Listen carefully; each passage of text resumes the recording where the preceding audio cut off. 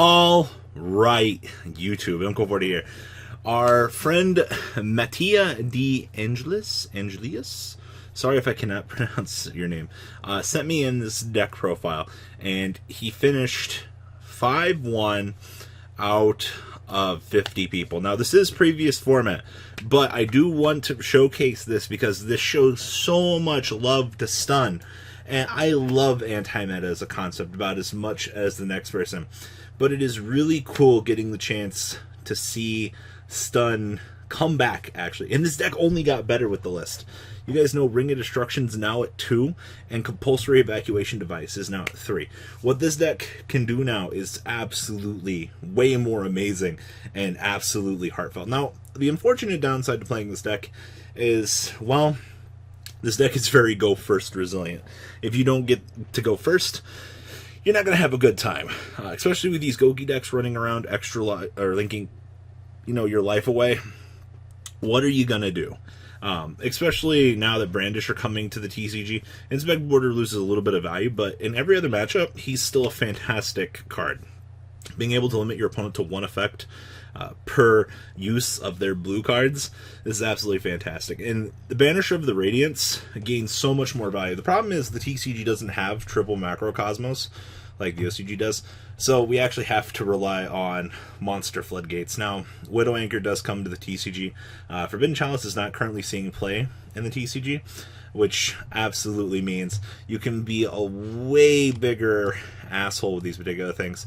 You just have to adjust to whichever matchup that you're playing in particular, just to kind of make sure that you don't get cucked out of your fucking mind.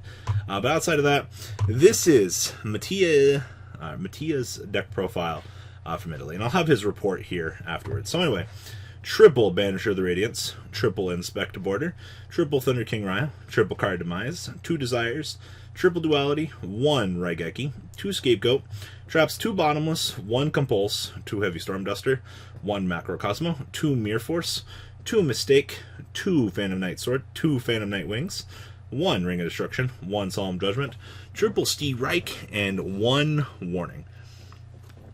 The extra deck down here: 1 Underclock Taker, 1 Ningresu, 2 Mrs. Radiant, 2 Link Spider, 1 Nightmare, 1 Cerberus, 1 Deco Talker, 1 Borrowman, 1 Ultimate Falcon, 1 Utopia the Lightning, 1 Utopia, 1 The Last Way from Another Planet, and 1 Exterio.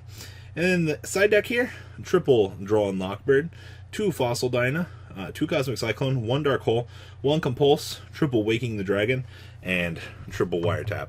You can tell that Mattia here was very well prepared for his matchups all the way around. In terms of Altergeist being a problem to you, fuck it. You know what all stun decks have done well in the past? Fucking countering other stun decks. And I absolutely love this. It's kind of a weird mentality, because stun's best matchup can be stun, because, well, it can also be its worst. I mean, you have floodgates to flood yourself out. But if your opponent's deck isn't geared towards the specific match, then it puts you in an absolutely better position. One of the things that Wiretap gives you is fuck you evenly matched, fuck you evenly matched, fuck you Altergeist, fuck you Altergeist, and fuck you evenly matched. Seems absolutely great, right? Also, this card counters Red Reboot as your opponent pays half of their life points, and you laugh at them as they struggle to try to recapitalize on the game. It's just such a great position maker. And, I mean, what stun deck is going to be packing 3 copies of Waking the Dragon? A format where True Draco is running around and things like that. Soon to be Brandish. Brandish play this massive amount of back row removal, and they're going to have to bring in back row removal to, get rid of your floodgates. And if they go for the face downs, well, fuck diddly yuck, you go into a much better position. I think it's one of the things, it's like, you establish an Ultimate Falcon, your opponent now has to generate an out to this. Then on top of things, you can roll out Last Warrior from Another Planet as your next out. Now literally your opponent has to out the Last Warrior and the Ultimate Falcon. I know that doesn't happen as much as you think, because most of the time Last Warrior will come out if there's a Shizuku or Kagari generating a zone for you. But for the most part, I mean, literally, you shit out these two, you deserve to win. Even so much this and this, I feel like this is always going to be the one that you pull out against Brandish, though, just because it's always going to be continuously unaffected. But in a format where True Draco was predominantly sitting there, being an issue, I definitely think having a very large body was very important. Now, another interesting thing about this build that kind of varied from other builds, the inclusion of Scapegoat. Being able to make a Borreload for no fucking reason is absolutely fantastic. You know, literally Mrs. Radiant plus 2 spiders. Bada bing, bada boom, you're there. You know, they don't have Link Karibo legal on the European side of the game, but double Scapegoat is definitely... I like this spice. This is really good. Now with Compulse and Ring back, you can kind of fuck around with the bottomlesses. I actually don't mind having the bottomlesses in the main deck. It's kind of about the same feel, but you can kind of adjust where you need to. Double Heavy Storm Duster. In this format, I mean, if you go first against Goki and the only out they really have in their whole main deck to get over your stun monsters is Moon Mirror Shield, this does come in handy in that particular matchup.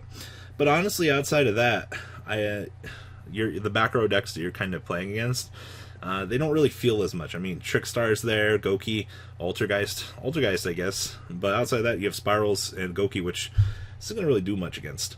Alright. Mattia's report. So it was 50 people, 6 rounds of Swiss. He finished 5-1. Very small regional, which is fine.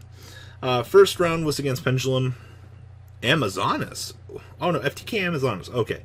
That's the Piper OTK standard burn your opponent basic loop deck. Okay, that's interesting. Round 2 was against 60 card Lightsword. He won 2-1. I guess that kind of depends on dice rolls. Also, if your opponent resolves that grass, looks greener. Unless you have Banisher or Inspect Border on the field, it's really going to hurt, to be honest with you. At least with this guy, you'll limit your opponent to 1 effect, maybe. Round 3 was against Trickstar. He won 2-0. That feels great, actually, to hear that.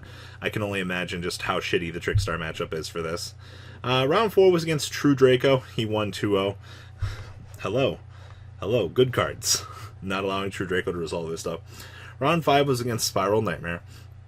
Very unfortunate there, but there's not really much you can do about it. And then it looks like his loss was to Pendulum Magician. That's sad, but you know, now that deck is dead, I mean, your main matchup's going to be Goki and Spirals, Trickstar, and whatnot. You already have a really good Trickstar matchup, according to your report, so that's fantastic. You know, seeing this deck finish first place at a regional, going 5-1, might not seem like a feat to you, but to stun players everywhere, this is a revelation. And I know a lot of people are going to use this as the woodwork for future builds. You just got to decide if you want to play more Ring of Destructions, more Compulses. I mean, Compulse is okay. Same thing with Ring. I mean, Ring at least accelerates the game state in your favor by burning your opponent. I guess on the downside, you also burn yourself, which can be one of the things that you can be hesitant about wanting to do. But outside of that, I mean, it's fine. Also, drawing Lockbird in the side makes me smile. I've heard a lot of debates with Stun. Do I want to play the Ash Blossom? Do I want to play the Ghost Ogre? You know, things like that. Especially going forward into the next format. Slowing down Goki to establish your stun monster so you can play the game. This is one of those cases where the preventative action supersedes all else. If you can stop your opponent from engaging and get the game back to your turn to set up, yeah, drawing Lockbird is absolutely mandatory in stun for the stun player to be able to make sure that they can play the game. If you cannot play the game, like if you go second with stun, I absolutely feel bad for you, because what the fuck can you do as a stun player? You go into such a shitty situation if you're going second, it's not even funny. Like, can you imagine? Like, you have very few outs, literally. Your whole deck's kind of dedicated to going first here. Literally a stun monster plus Scapegoat at least gets you a turn 3 play if you're going first. Outside of that, going second, your only real outs are Fossil Dyna and Dark Hole. So, once again, congrats to Mattia on your first place finish out of the Italy Regional. What do you guys think about Stun? Do you think that this deck still has a chance of doing anything in the TCG? Do you think I'm just a washed up has-been, still reliving the glory days of Stun? You know, it's a fun concept, not allowing your opponent to play the game of Yu-Gi-Oh! And I definitely want to see this deck continue to do something, especially in the near future, because, you know, Stun is love, Stun is life, and as all remember, I miss gadgets so damn much. So please, leave a comment down below. Once again, congratulations, Mattia. Thank you for sending in your deck profile. If you guys have anything you ever want done, send it to me on Facebook, and I will try to cover it for you.